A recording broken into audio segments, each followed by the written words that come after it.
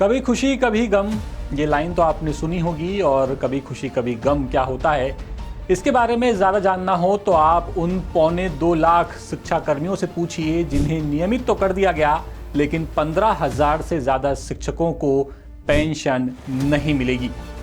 अब ये मामला क्या है और ऐसा क्यों होगा, चलिए बताते हैं इस वीडियो में सब कुछ आपको विस्तार से।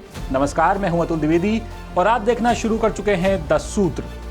दरअसल छत्तीसगढ़ का ये सारा मामला है, जहां के सरकारी स्कूलों में 30 साल से सेवाएं दे रहे करीब 2.25 लाख शिक्षा कर्मियों को सरकार ने परमानेंट तो कर दिया, लेकिन इन्हें पेंशन से हाथ धोना पड़ेगा।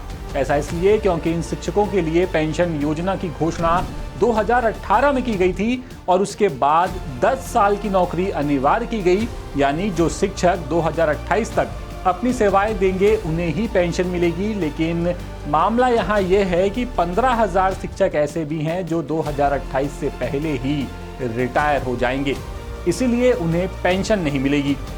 हालांकि रिटायर होने वाले ज्यादातर शिक्षक 1995 से सेवाएं दे रहे हैं। 10 सूत्र की पड़ताल के दौरान पता चला है कि शिक्षा कर्मी से एलडी शिक्षक का दर्जा पाने वाले इन शिक्षकों का रिटायरमेंट करीब 3-4 साल से शुरू हो गया।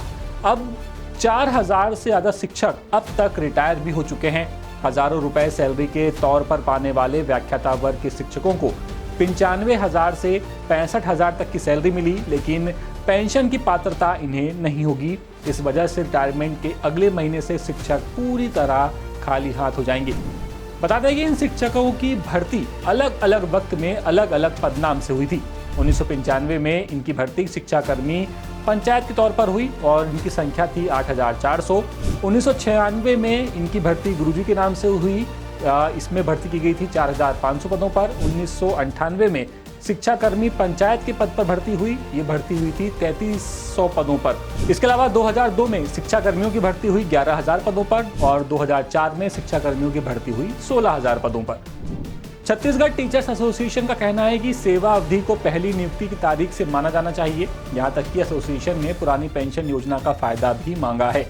बता दें कि एसोसिएशन ने मुख्यमंत्री और मुख्य सचिव को लेटर लिखकर 10 साल की बजाय 5 साल की सेवा में पेंशन का प्रावधान करने की मांग की है।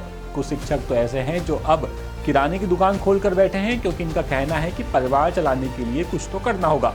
और कुछ ऐसे हैं जो अब खेती कर रहे हैं। यानी सोचिए कि जिन शिक्षकों की सैलरी रिटायरमेंट से 1 महीने पहले तक 92,000-95,000 रुपए थी, अचानक ही अगले महीने से वो लोग बिल्कुल खाली हाथ हो गए। और ऐसा इसलिए क्योंकि परमानेंट तो हो गए, लेकिन जो शर्त थी कि 10 साल आप नौकरी करेंगे तभी आपको पेंशन मिलेगी, वो 10 साल की नौकरी, वो 10 साल की जो शर्त थी, वो ये 15,000 शिक्षक पूरी नहीं कर पाए। अब इस नियम को आप क्या मानते हैं, इस नियम को लेकर आपकी राय क्या है, आप अपना जवाब हमें कमेंट बॉक्स में दे सकते हैं। और हमारा वीडियो पसंद आया हो तो वीडियो को लाइक करना मत भूलिएगा और 10 सूत्र को सब्सक्राइब कर लीजिए, क्योंकि शिक्षकों से जुड़ी हुई सबसे सटीक और ऑथेंटिक खबरें आपको 10 सूत्र पर ही मिलने वाली हैं। फिलहाल इस खबर में इतना ही। नमस्कार। लेटेस्ट, इन्वेस्टिगेटिव और इन डेप्थ खबरें देखने के लिए ज्वाइन कीजिए 10 सूत्र का व्हाट्सएप चैनल, सब्सक्राइब कीजिए यूट्यूब चैनल, लाइक कीजिए फेसबुक पेज और पढ़ते रहिए www.daसूत्र.com।